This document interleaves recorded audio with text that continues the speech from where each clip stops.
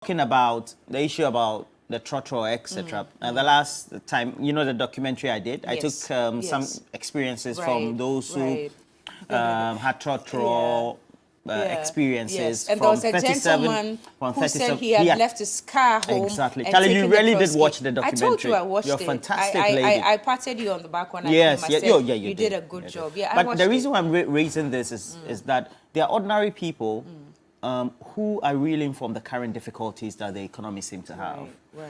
And I think that perhaps maybe the managers of the economy can do better in terms of trying to echo the sort of experiences and difficulties people are going through.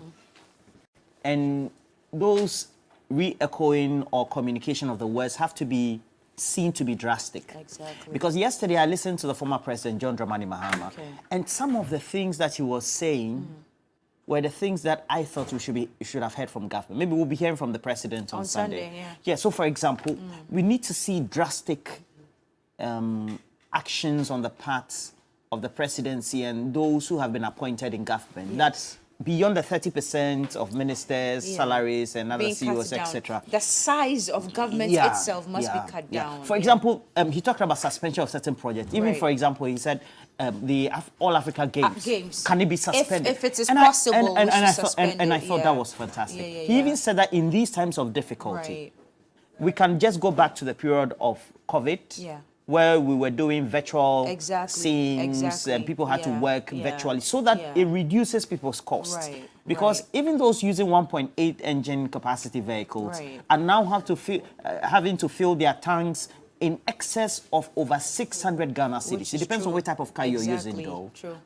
And I think that maybe the whole of the society, but it has to begin from the top, need to reflect our state and our being. Yeah, but we're not doing that. We're still living like Charlie. The thing be normal, but it not be normal. And I'm just asking that: did they have to take another party which is in opposition? Did they have to take the ex-president to spell all these things that we could have done before we even start considering it? So the sitting government on Anado's administration, Baumia's administration, these things do not come to them. He mentioned putting the National Cathedral project on hold for now, if it is possible. He mentioned that, yes, he's also a Christian, and yes, having a cathedral matters. But for now, can we put it on hold? I mean, this week we had news of a call center that has been put up for the National Cathedral for people to still be able to contribute their quota to the building of the National Cathedral at this time. Are we kidding? So at this time. So the former president was very succinct, but we also have to put it into perspective that even those in academia, the people we speak to, Dr.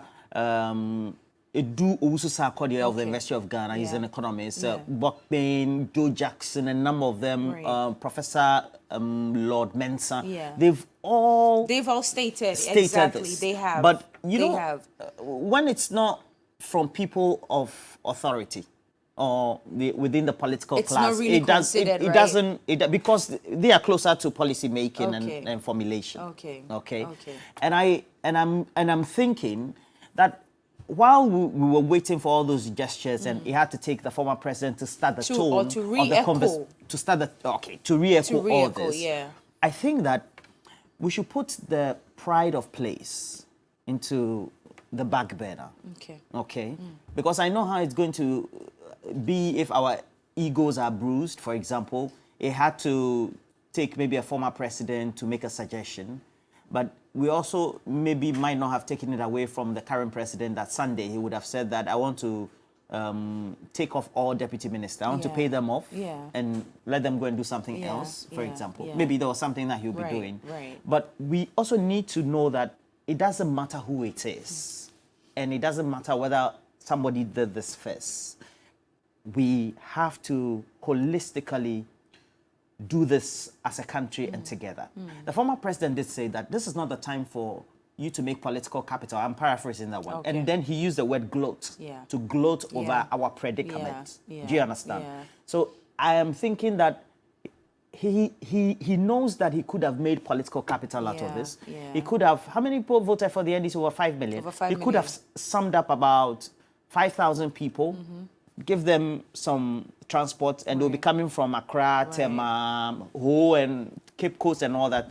Come to is it Odona or some place like that, or Brassport, you know, and the big demonstration will be convened. There'll be insecurity in the country, but he has taken this route, and I think that he must be commended, this is beautiful. Yeah, because it's coming on the back of all that has happened in Parliament. The MPs from the majority side themselves don't want the minister to be in place because the minister is just bad blood and he in the scheme of the discussions currently. That's how he described him yesterday as an untouchable finance minister. But it was also laudable that at the end of his speech, he urged the military to just stay put and respect what we are going through, still stay loyal to the sitting government. And I thought that that was phenomenal. Whoever wrote Mahama's speech yesterday must be commended. I think the person put in some good work, and all the things that he touched on, especially the way he even ended it with the whole loyalty from the military and everything, I think, if you ask me, in my opinion, was very laudable, and we commend him. And I know that the president is going to put the icing on the cake on Sunday, and it's even going to be. And I'm thinking, look, for all of us here at New Day would want the president to come and make an announcement. I'm cutting my ministers down to half. We would love that.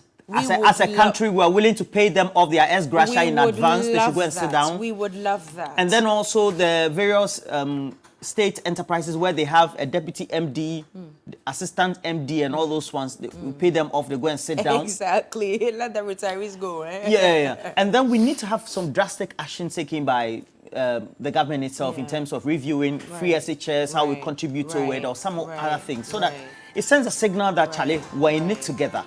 Just like the way we did COVID. He did also mention consuming local products, especially food, and he commended all the Gobe Eaters Association. I mean, that was very generational. Generation Z people, millennial. Exactly. He was addressing the millennials. So all of you who consume Gobe, we have a meeting. We have a meeting today at 12 noon. Oh, you like Gobe?